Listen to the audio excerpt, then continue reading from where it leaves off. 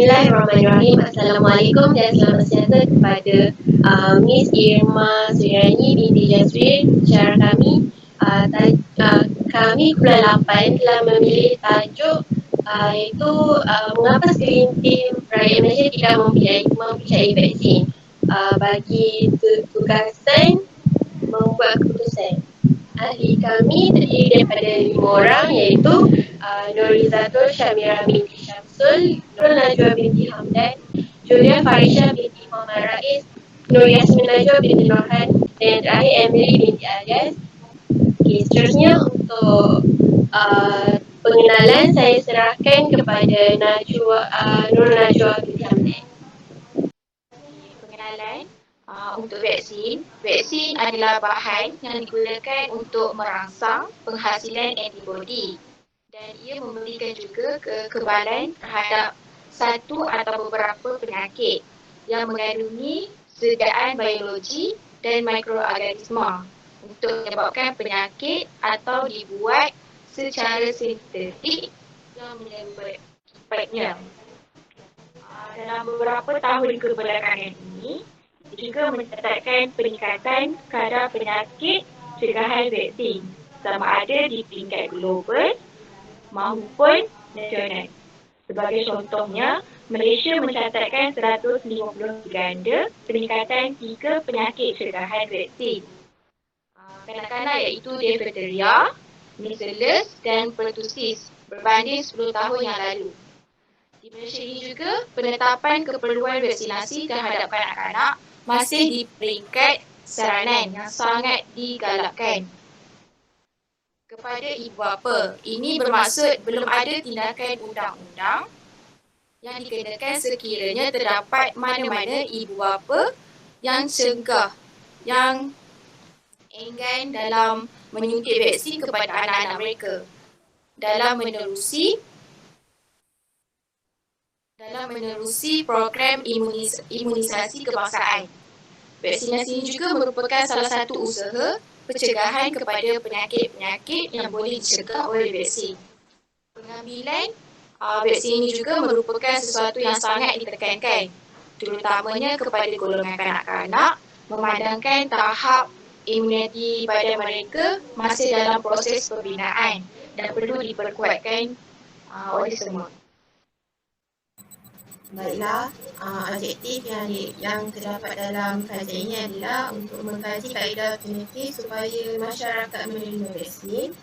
Yang kedua, mengenal pasti punca masyarakat menolak vaksin. Yang ketiga, mengurai kepentingan vaksin. Seterusnya, pembentukan alternatif. Pembentukan alternatif yang pertama ialah memberi kesedaran kepentingan vaksin melalui media sosial. Kebaikan dia yang pertama, mendapat maklumat mengenai kebaikan pengambilan vaksin di hujung jari sahaja. Yang kedua, maklumat yang diberikan mudah dan cepat diterima oleh pengguna media sosial. Yang ketiga, media sosial merupakan media paling popular dalam sistem komunikasi manusia. Keburukannya ialah yang pertama, terdapat banyak maklumat yang tidak benar disampaikan di media sosial. Kedua, tidak semua masyarakat mempercayai kebaikan vaksin. Ketiga, tidak semua masyarakat menggunakan media sosial. Dan keempat, pengguna media sosial yang tidak bertanggungjawab dengan menyebarkan maklumat yang tidak benar. Alternatif yang kedua ialah pihak kerajaan mewajibkan semua masyarakat untuk mengambil vaksin. Kebaikan dia, pertama, menjamin kesihatan seluruh masyarakat. Kedua, dapat mengawal wabak penyakit dengan lebih berkesan. Dan ketiga, dapat meyakinkan masyarakat menjalani aktiviti kehidupan yang normal seperti biasa. Keburukan dia ialah yang pertama, memberi bebanan kepada masyarakat yang kurang berkemampuan. Kedua, kerajaan memerlukan pembelajaran yang banyak. Dan yang ketiga, sukar untuk mendapat kepercayaan keseluruhan masyarakat terhadap kebaikan vaksin.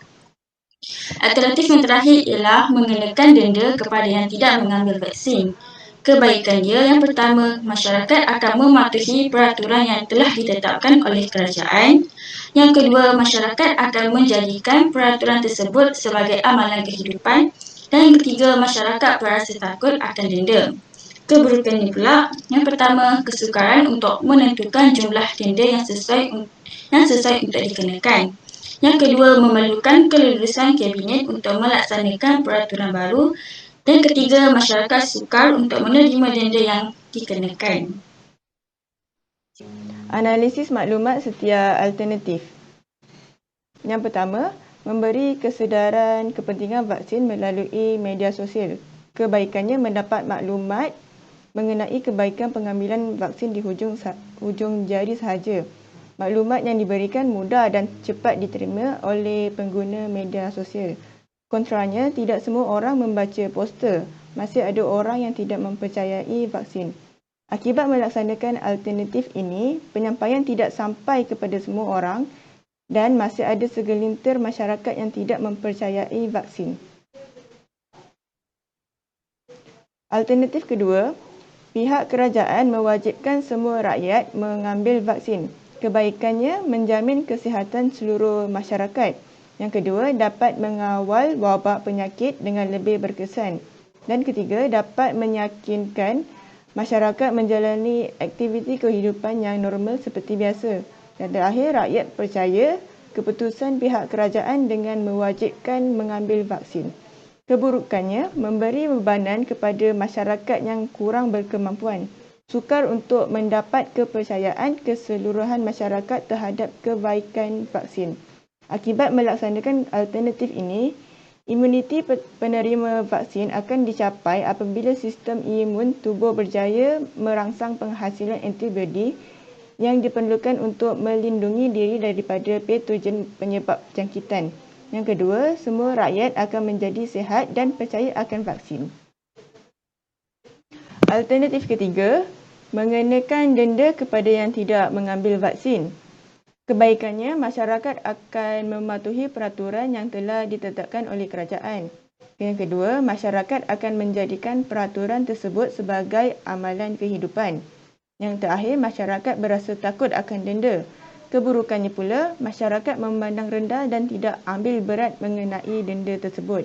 Akibat melaksanakan alternatif ini, masyarakat Malaysia akan menitik beratkan mengenai pengambilan vaksin supaya tidak dikenakan denda. Seterusnya ialah perbandingan alternatif. Alternatif yang pertama ialah memberi kesedaran kepentingan vaksin melalui media sosial. Akibatnya, penyampaian tidak sampai kepada semua orang dan masih ada segelintir masyarakat yang tidak mempercayai vaksin. Alternatif yang kedua ialah pihak kerajaan mewajibkan semua rakyat mengambil vaksin. Akibatnya, imuniti penerima vaksin akan dicapai apabila sistem imun tubuh berjaya merangsang penghasilan antibodi yang diperlukan untuk melindungi diri dari patogen penyebab jangkitan. Dan semua rakyat akan menjadi sihat dan percaya akan vaksin. Alternatif yang terakhir iaitu mengenakan denda kepada yang tidak mengambil vaksin. Dan akibat melaksanakan alternatif ini, masyarakat Malaysia akan menitik beratkan mengenai pengambilan vaksin supaya tidak dikenakan denda. Keputusan dan penilaian. Keputusannya, kami memilih alternatif kedua iaitu pihak kerajaan mewajibkan semua rakyat mengambil vaksin. Keputusan memilih alternatif kedua iaitu pihak kerajaan mewajibkan semua rakyat mengambil vaksin menepati objektif kajian ini. Kesilapan alternatif kedua adalah memberi bebanan kepada masyarakat yang kurang berkemampuan dan sukar untuk mendapatkan kepercayaan semua masyarakat terhadap kebaikan vaksin. Tindakan yang betul bagi menyempurnakan alternatif ini adalah dengan memberikan suntikan vaksin secara percuma bagi penyakit yang boleh berjangkit dan mengiklankan kepentingan vaksin kepada sistem imunisasi manusia. Maklumat adalah cukup sebelum membuat keputusan. Baiklah, kesimpulan yang kami dapat adalah setelah menjalankan kajian ini, kami dapat mengenal pasti punca mengapa segelintir di Malaysia tidak mempercayai kepada vaksin. Hasilnya, kami lebih mengetahui pentingnya vaksin dalam kehidupan seseorang. Di samping itu, vaksinasi merupakan salah satu usaha pencegahan kepada penyakit-penyakit yang boleh dicegah oleh vaksin. Pengambilan vaksin merupakan sesuatu yang sangat ditekankan, terutama kepada golongan kanak-kanak memandangkan tahap imunisasi pada mereka masih dalam proses pembinaan dan perlu diperkuatkan. Ini merupakan satu cabaran kepada kita semua sebagai masyarakat atau komuniti perlu memberi perhatian kepada masalah tersebut. Kerana masalah ini melibatkan bukan sahaja seorang nyawa pesakit, malah satu komuniti atau populasi. Jadi sebagai rakyat berpendidikan dan berwawasan, kita harus menerima bahawa vaksin ini dapat menyelamatkan nyawa walaupun peratusan itu tidak menyampaikan keputusan yang tinggi. Jadi sekian, terima kasih.